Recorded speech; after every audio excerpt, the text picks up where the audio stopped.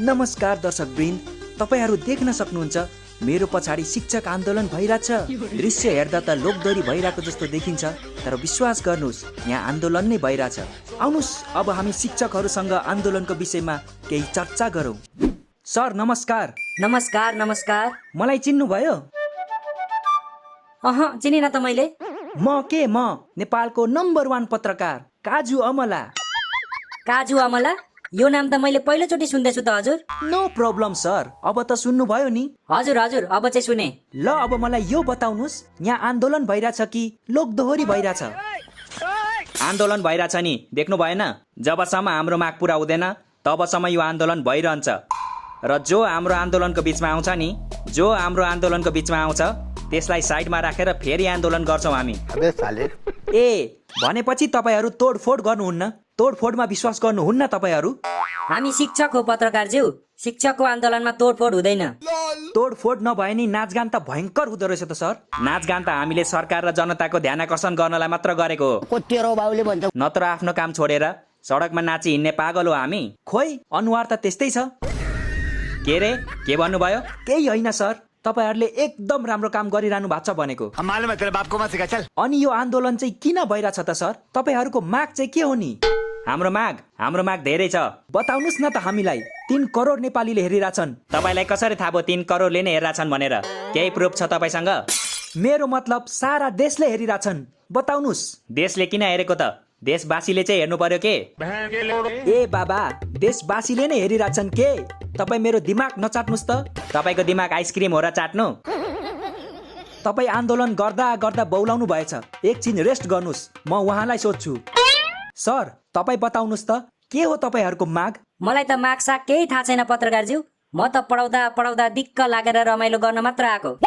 दर्शकवृन्द, यस्तो हाल छ हाम्रो देशको। शिक्षकहरू आन्दोलनमा आउनु भएको छ, तर आन्दोलनको मागै थाहा छैन उहाँहरूलाई। अच्छा, हमको सिखा रिया है। आउनुहोस् अब हामी शिक्षिकाहरूलाई सोधौँ के रहेछ उहाँहरूको माग। यो आन्दोलनको माग चाहिँ के हो त म्याम? तपाईँलाई किन चाहियो? तपाईँ आफ्नो काम गर्नुहोस् न। म्यामले मलाई चिन्नु भएन जस्तो छ। म यो देशको नम्बर 1 पत्रकार। म के गर्नु त? तपाईँ पत्रकार भए नि जोकर भए नि मलाई के को मतलब? तपाईँले कुरै बुझ्नु भएन म्याम, म पत्रकार हो के, यो सब काम हो मेरो। ए यही हो तपाईँको काम? आन्दोलन गरिरहेको शिक्षिकालाई लाइन हान्ने काम हो तपाईँको? यो के भन्दै हुनुहुन्छ म्याम?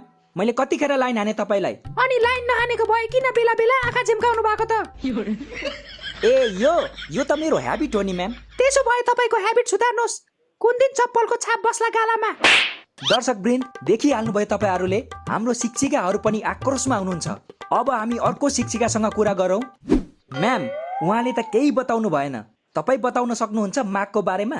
हाम्रो माग धेरै छ अमलाज्यू, तर तपाईँलाई भनेर के फाइदा? तपाईँले पुरा गरिदिनुहुन्छ हाम्रो माग? म तपाईँहरूको माग पुरा गर्न त सक्दिनँ, तर यो जुन छ नि तपाईँहरूको आवाज, यसलाई सरकारको कानसम्म चाहिँ पुर्याउन सक्छु म। ओ पत्रकार बाबु, राम्रोसँग पत्रकारिता गर हौ तिमी, नत्र बुझिहालौ म के गर्छु। त के होस् रे?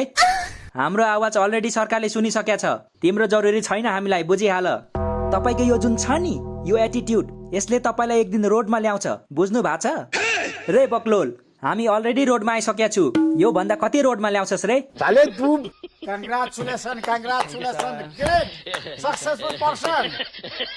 यो को आएछ रे पगला पत्रकार? तिमी जा यहाँबाट, काम छैन तेरो। पहिला तपाईँहरूको माग भन्नुहोस् अनि जान्छु म। तेरिका के माग गरिरहेको हो? सबलाई थाहा छ त हाम्रो माग के हो भनेर। सबैलाई थाहा छैन नि सर, जनता जान्न चाहन्छन्, बताउनुहोस्। ल ठिक छ, म तपाईँलाई हाम्रो माग भन्छु, त्यसपछि तपाईँ यहाँबाट जानुपर्छ है त। ओके हुन्छ, तपाईँ माग बताउनुहोस्, त्यसपछि म यहाँबाट फुर। क्या कर रहे हैं यार तू? हाम्रो माग भनेको सरकारी विद्यालयहरूलाई केन्द्र सरकारको नियन्त्रणमा राख्ने, हाम्रो रोजगारीलाई सुनिश्चित गर्ने, अनि हामीलाई पनि निजामती कर्मचारीलाई जस्तै तलब र सुविधा दिलाउने हो। यही हो हाम्रो माग। बस यति नै हो तपाईँहरूको माग? माग त कति छ नि, तर अहिलेलाई यति पुरा गर्नुपर्छ सरकारले। Thank you so much. ल अब एउटा गीत गाइदिनुहोस्। ओ अमलाजी, तपाईँ पत्रकारै हो नि? के पत्रकारको नाटक गरिरहनु भएको छ? क्या? म यति राम्रो नाटक गर्ने भए फिल्म इन्डस्ट्रीमा हुन्थे, पत्रकारिता थोडी गर्थे। तेरा तो गेम बजाना पड़ेगा। तर तपाईँ फिल्म इन्डस्ट्रीमा जानुभयो भने एउटा रोल पर्फेक्ट सुहाउँछ तपाईँलाई। हो र म्याम, कुन रोल हो बताइदिनुहोस् त मलाई। जोकरको रोल। तपाईँको अनुहार हाउभाउ सबै जोकरको जस्तो छ, त्यसैले त्यो रोल एकदम सुहाउँछ तपाईँलाई। दर्शक वृन्द, नेपालको नम्बर 1 पत्रकारलाई यहाँ एकजना फट्याङ्ग्री शिक्षिकाले जोकर भनिरहेछ। तपाईँहरूको प्रतिक्रिया के छ यसमा कमेन्ट सेक्सनमा लेख्नुहोला। अब म अर्को प्रश्न गर्न चाहन्छु। ओ पत्रकार हो, अघिको कुरा बिर्सिहाल्यौ? माग सुनेपछि यहाँबाट जान्छु भनेको होइन, फेरि किन प्रश्न गर्दैछस् रे? हो, मैले जान्छु भनेको थिएँ, तर तपाईँहरूको यो जुन छ नि यो सङ्कल्प, यो देखेर मलाई पनि आन्दोलन गर्न मन लाग्यो। अब म पनि तपाईँहरू सँगै आन्दोलन गर्छु। सङ्कल्प देखेर हो कि दुईजना म्यामलाई देखेर हो थाहा छैन मलाई। त्यस्तो होइन सर, तपाईँ व्रत नबोल्नुहोस्। उहाँहरू भन्दा 10 गुणा राम्रो श्रीमती छ मेरो घरमा, बुझ्नु भएको छ तपाईँले? नहीं सारुण के यहाँ कुछ तो गड़बड़ है। खोइ फोटो देखाउनु त मलाई, म पनि हेर्छु कतिको राम्री रहेछ। चुप लाग्नुहोस्, तपाईँ आन्दोलनमा ध्यान दिनुहोस्, मेरो श्रीमतीमा होइन। अनि श्रीमतीको कुरा किन झिक्नु भएको त तपाईँले? श्रीमतीलाई छोड्नुहोस्, तपाईँ विद्यार्थीको बारेमा सोच्नुहोस्। तपाईँहरूले गर्दा विद्यार्थीले पढ्न पाएको छैनन्, इक्जाम दिन पाएको छैनन्, थाहा छ कि छैन यो कुरा? त्यसो भए हाम्रो माग पूरा गरिदियोस् न त सरकारले, हामी पढाउन गइहाल्छौँ नि। यसरी माग पुरा हुन्छ त तपाईँहरूको? आन्दोलन गर्न आएको रे कोही नागिन डान्स गरिरहेछ, कोही भ्यागुता जस्तो उभिरहेछ, कोही देउसी भैली खेलिरहेछ। यसरी माग पुरा हुन्छ? अनि कसरी हुन्छ त?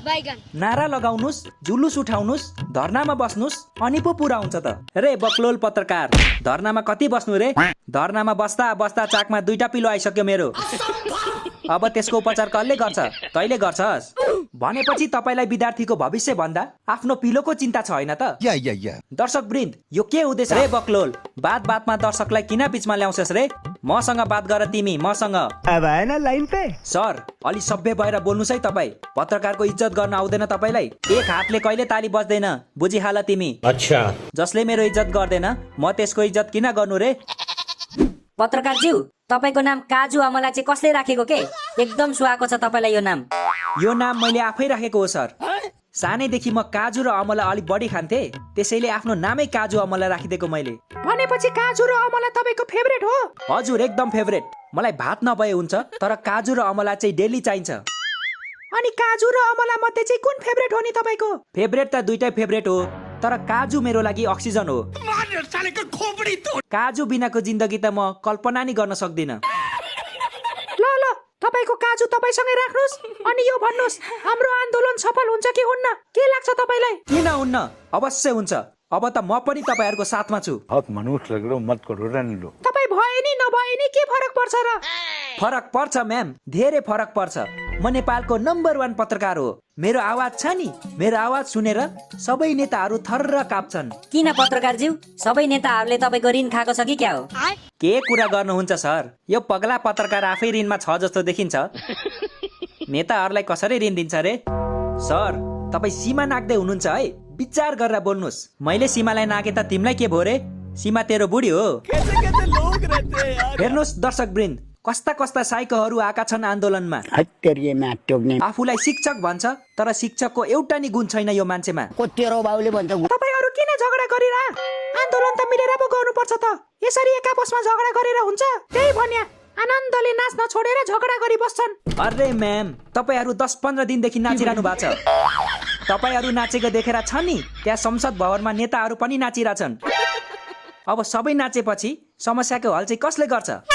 समस्या ल्याउने सरकार हो, त्यसैले हल पनि सरकारले नै गर्नुपर्छ। अनि सरकारले हल गरेन भने चाहिँ के गर्नुहुन्छ? कसरी गर्दैन? सरकारले हल गर्नै पर्छ। यदि हल गरेन भने यहाँ ठुलो क्रान्ति हुन्छ। कस्तो क्रान्ति? रुको जरा, सबर करो। यदि सरकारले हाम्रो माग पूरा गरेन भने हामी दुर्गा प्रसाईसँग मिलेर सरकारलाई नै फ्याल्दिनेछौँ। के बोले भाइ? तपाईले सरकारलाई खकार सम्झिनु भयो कि क्या हो? जति बेला फ्याल्न मन लाग्यो त्यति बेला फ्याल्दिने। सरकार फ्याल्न त्यति सजिलो छ? पत्रकारज्यू, सरकार फ्याल्ने कुरा तपाईलाई मन परेन कि क्या हो? कि सरकारले काजु र अमलाको सप्लाई गरिरहेछ तपाईलाई? जाबो काजु र अमलाको लागि म सरकारलाई सपोर्ट गर्छु। मेरो लागि शान्ति जरुरी छ म्याम, सरकार होइन। मेरो लागि चाहिँ सन्ध्या जरुरी छ, उसको बुढा होइन। अबे साले। ओ सर, सन्ध्या त मेरो बुढीको नाम हो रे। यो के भन्दै हुनुहुन्छ तपाईँ? सन्ध्या नाम तपाईँको बुढीको मात्र हुन्छ? बात तो सही है। तपाईँले कुन सन्ध्याको कुरा गर्नु भएको? सन्ध्या यादवको कि अरूको? मैले सन्ध्या कार्कीको कुरा गरेको, सन्ध्या यादवको होइन। ए, त्यसो भए त ठिक छ, नत्र बुझिहाल्नुहोस् म के गर्थे तपाईलाई। अच्छा, छी छी छी, टिचर भएर अरूको बुढीमा आँखा लगाउनुहुन्छ तपाईँ? अनि के अरूको बुढी भएर टिचरमा आँखा लगाउनु त? मेरो यस्तो बुढा भएको भए नि चोरेर मार्दिन्थे। मेरो पनि यस्तो बुढी भएको भए ठोकेर मार्दिन्थे।